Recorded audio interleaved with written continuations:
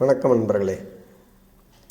அடுத்தது புலிப்பாணியின் போகருடைய சிஷ்யர் புலிப்பாணியின் நூல் விளக்கம்.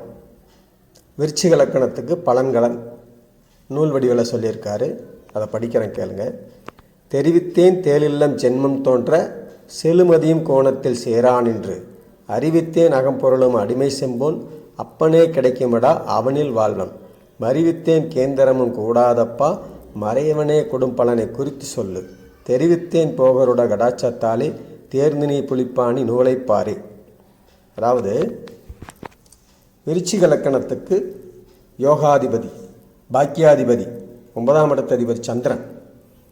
அந்த செழுமதியும் கோணத்தில் சேரன் என்று அறிவித்தேன் அகம்பொருளும் அடிமை செம்போன். அந்த மதி சந்திரன், மதிங்கிற சந்திரன் கோணமேறி இருக்கணும். அவங்க இன்னொரு கிரகங்களோட செவ்வாய் சந்திரன் இது போன்ற கிரகங்களோட சேர்ந்து கோணமேறி இருந்தால் அவர்களுக்கு அகம்பொருளும் அடிமை செம்போன் அப்பனே கிடைக்குமடா அவனில் வாழ்வன். இந்த உலகத்தில் ராஜ வாழ்க்கை அவனியில் செம்பொன்னும், அதாவது அபரிமிதமான பொன்பொருளோடு வாழ்வாங்கிறது விதி. அதுவே மறுபடியும் அறிவிக்கிறார், மறிவித்தேன் கேந்திரமும் கூடாதப்பா. கேந்திரம் ஏறிச்சுன்னா அப்படியே மாற்றி பலன்களை அமைச்சு கொடுத்துரும்.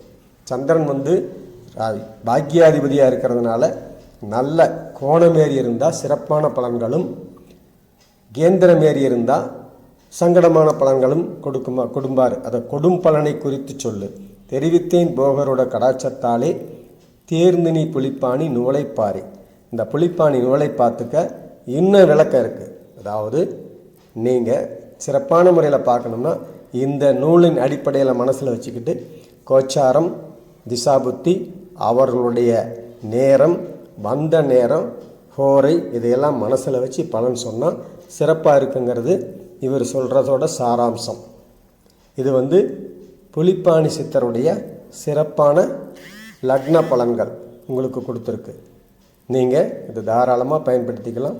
எல்லோரும் இதை நல்ல முறையில் பயன்படுத்தி உங்களுடைய வாடிக்கையாளருக்கு சிறந்த முறையில் ஜோதிடத்தை சொல்லி வாக்கு பலிதம் வாங்கி நல்ல சிறந்த ஜோதிடராக அன்புடன் வேண்டுகிறேன். உங்களுக்கு கொடுத்துட்ருக்கேன். நன்றி, வணக்கம்.